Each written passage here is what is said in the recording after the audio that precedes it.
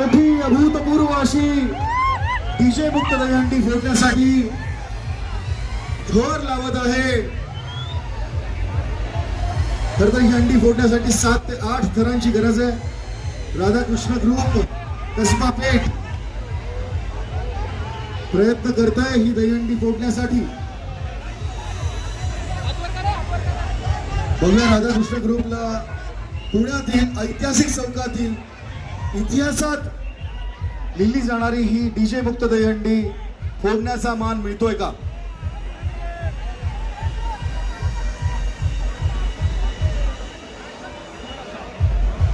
खरं तर श्री पुनीतदादा बालन यांचं म्हणणं आहे की राधाकृष्ण ग्रुप कडनंच ही हंडी फुटू शकते.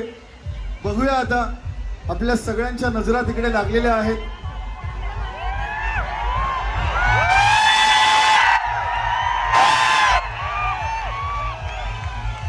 श्वास रोखून आपण पाहतो आहोत ऐतिहासिक चौकात सांगली गणेश मंडळाची संयुक्त डीजे मुक्त दहीहंडी.